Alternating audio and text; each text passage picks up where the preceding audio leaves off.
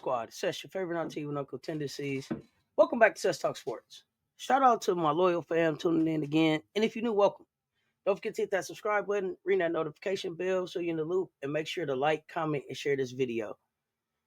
Y'all, I've been going back and forth about should I talk about Lay, should I not talk about Lay. I do a lot of conversation about Gamecocks, and I know y'all get tired of me talking about the Gamecocks.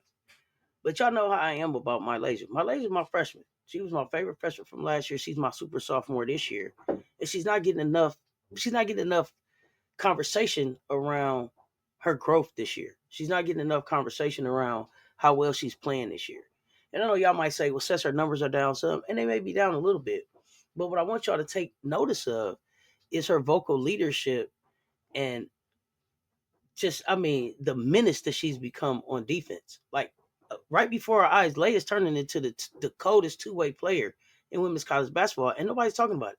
So I'm gonna talk about it. I thought I would come up and talk about it and hang out with y'all and put this out here. And I want y'all to jump in the comments too, and let me know what y'all think about Columbia's own sensation, MiLaysia Fulwiley.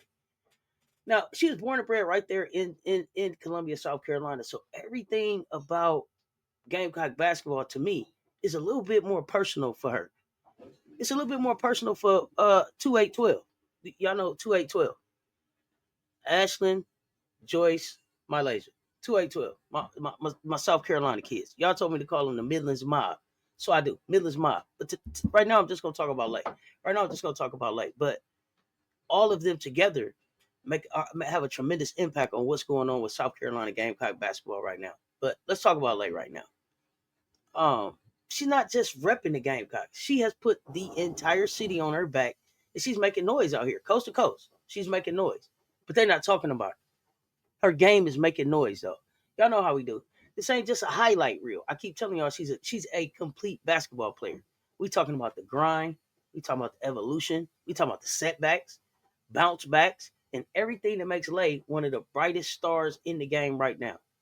So if you love basketball, you gotta love what this youngster is doing in the game right now. You gotta love it. Let's dive into it.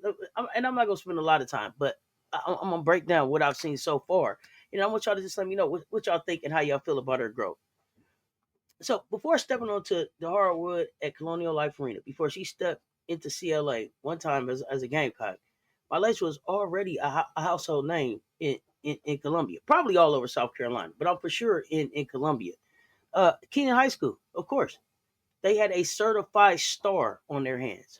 She was the type of player to have folks packing the gym just to see what she do next. Y'all see them games on YouTube against Flauget. She had a loss against Flauget. And her and Joyce had some battles.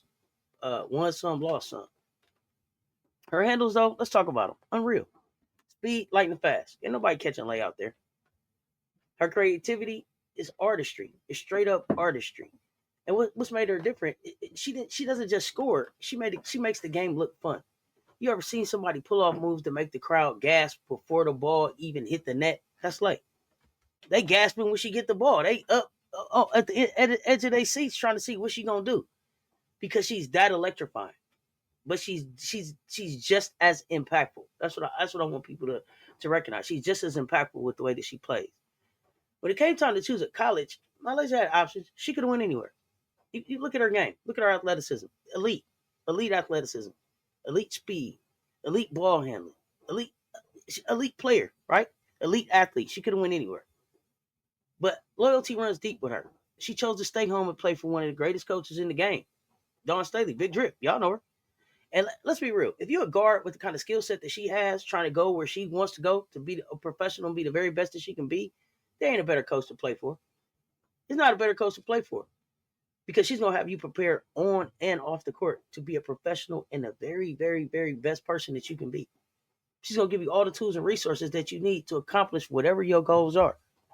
Coach Big Drip said she want her players to be able to get whatever besides school and basketball because she can't do the schoolwork for them and she can't play on the floor for them. Put everything else on her plate. Let her take care of it.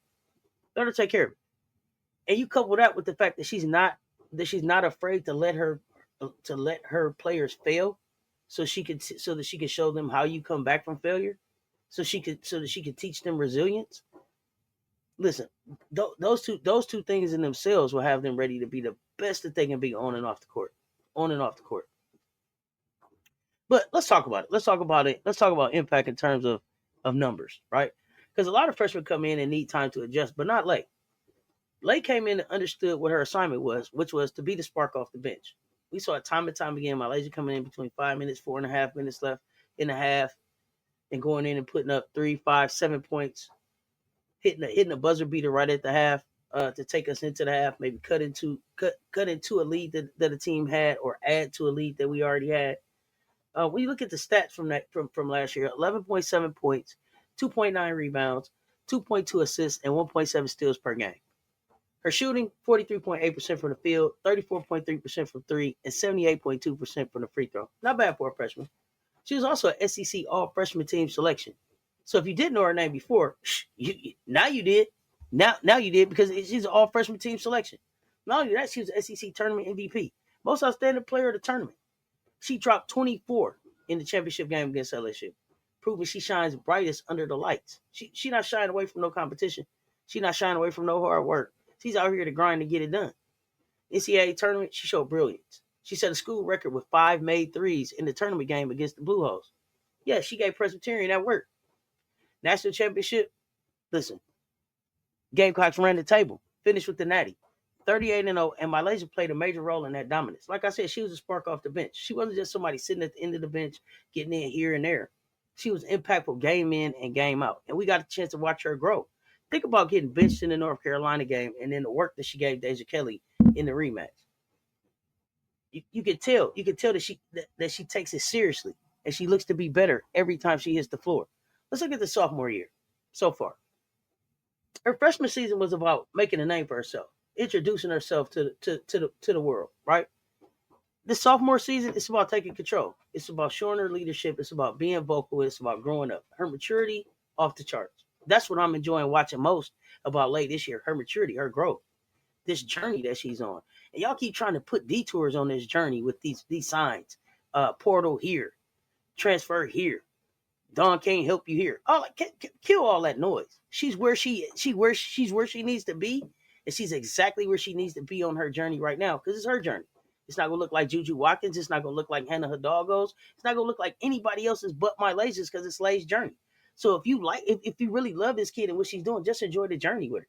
Quit trying to turn her put all of this noise in her head. Enjoy the journey. Watch the process. Trust the process, because she does. She told you she trusts her coach. Dawn said she had the trust of Lake and her family. Trust that process. Let's enjoy it. Let's just kick back and enjoy it. It's been so fun so far. Think about this. We'll talk about some stats in a little bit more detail this season. So when you think about nationally, right? It's overall. She's averaging 12.1 points per game, 2.9 rebounds per game, 1.8 assists per game, and 1.4 steals per game. Shooting 42.3% from the floor, 25.8% from three, 76.2% from free throw. Them numbers are down some. But she's picked it up on the defensive end and being a vocal leader with the team. SEC play, let's talk about conference play. She's averaging 14 points a game, 3.4 rebounds a game, 2 assists, 1.9 steals, might as well say 2, and almost 1 block per game. In the SEC, she's shooting 42.4% from the floor, 25% from three, and 89.1% from the free throw. But if we were to look at, and those numbers right there, y'all, are based on MiLaysia playing 19 minutes a game. She averages 19 minutes a game this season. But if we were to look at Lay playing, let's say 40 minutes a game, like some of these other sophomores are playing, 38, 39, 36, 35 minutes a game, her per 40-minute numbers are insane. 27.8 points per game, 6.7 rebounds a game, 4 assists per game, and 3.8 steals per game. Might as well say 4 of those, and 1.8 blocks per game. Might as well say 2 of those. Off the charts. Off the charts. We'll be in the conversation for National Player of the Year. But because she only plays 19 minutes a game, you guys don't consider her? That's crazy to me. That's crazy to me. You got to be able to understand the efficiency and the impact on winning that she's having. But I digress. I won't go into all of that. Let's talk about some of her standout performances this year. She had a career-high 24 against Vanderbilt in the 82-54 win. And that was 17 straight wins over Manny. Most steals in the game this year, 5. Defensive menace. Most assists in the game this year, 7. Playmaking ability out of this world. Most rebounds in the game, listen, 6. She can grab boards like a big. She protects the paint. She had 2 blocks in the game. She's also had 5 games this year with 0 turnovers, showing her elite efficiency and ball handling skills. Coach Big Drip called her a generational talent. And when Coach Staley said something like that, like, you got to listen. You have to listen. This is the premier coach in women's basketball right now. I don't care what level you're talking about. This is the premier coach in women's basketball right now. And I'm not just saying at the college level. If they could have her in the WNBA, they would take her. If they could have her in the NBA, they would take her. If they could have her at high school, they would take her. There's not any level of basketball that they wouldn't take Dawn Staley as a coach at. Argue with me in the chat. Let me know where they wouldn't take her. But let's talk about the defensive growth. Because she's always been known for that offensive flash. But this year, like I told y'all, she's becoming one of the coldest two-way players in women's college basketball. Defensive instincts are improving. She's jumping the passing lanes better, disrupting offenses. You see the steals. Her and Raven work together in a tandem, and it's crazy work. It's crazy work. She's applying full court pressure. Y'all see her picking up 94 feet. There's a problem. They have to now. They have to scout for her offensively and defensively. Opposing teams have to plan against her. They got to figure out how to slow down her offense, but also how not to get clamped by her defensive pressure. She had a clutch fourth quarter steal in the Texas game. She held one of their leading scorers under double digits in key stretches in the UConn game, and even though that was a loss. So even in losses, man, she's having impact. And this season has put her in a situation where she's had to overcome adversity. It hasn't been all smooth sailing. It's not 38-0 like it was last year, but she hasn't folded. Matter of fact, she looked hungrier. But that's what makes great players great. They learn from the losses and come back stronger. And she's done that after every game. The loss to UCLA, I told you, she played 3 minutes. Lay plays longer, we win that game. But that game snapped the 43-game winning streak that we had. Lay immediately got back to work. She had to do some self-checking, figure out how she fits in, and then pinpoint where she could be better and help the team improve. And she did that after the loss to Texas. That broke an SEC win streak. Lay took accountability for what she could do better. Started stepping up. You started seeing more vocal leadership on the floor. After the loss to UConn, Coach Staley told her she was mad. That snapped the 71-game home winning streak in CLA at the crib in her house. That one hurt. Lay, mad, like they said. Vowed to turn up the intensity and take responsibility for leading the charge defensively. Big Drip talked about her being mad. Talked about her being more vocal. Talked about her wanting to return us back to our standard. And how can she do that? Got to give her room to keep growing. But she's doing all the right things. The intangibles are there. The tangibles are there. Nobody plays with more joy than MiLaysia. When she's smiling and having fun on the court, it is a joy to watch. Y'all stay tuned on this journey. Don't give up on this journey. Quit trying to detour this journey. Keep trying to take this journey on your own, where you want it to go, and just let it go. Let it go. She a Gamecock. Is she going to be a Gamecock? We got the rest of this season on our way to a national championship. Let's watch Lay work. Let's watch her work. I want to know what y'all think, though. I want to know what y'all think. Okay, fam. So that's the story so far. This is what Lay has done so far this season. I'm excited to see what she does with these last two games. I mean, listen, she is number 8 in the SEC in steals, number 10 in blocks. As far as it goes for blocks, Lay may have the 1 and 2 and maybe the 1, 2, 3 best blocks in college basketball this year. So I'm excited to see how she finishes off this conference season and it gets ready to get into the SEC tournament and on into March Madness.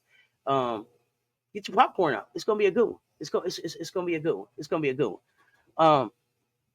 Y'all let me know what y'all think. How many chips? How many chips can Lay bring to the crib? Is she the next WNBA star? Like I think she is. Let's talk about it. Y'all get in the comments and let me know. I appreciate y'all coming and rocking with me today. Make sure to like, share, and subscribe this video. I'm going to catch y'all next time on Cess Talk Sports, where we always bring you the latest on rising stars and the legends in the making. Keep hooping, y'all. Stay tuned. Talk soon. I'm out.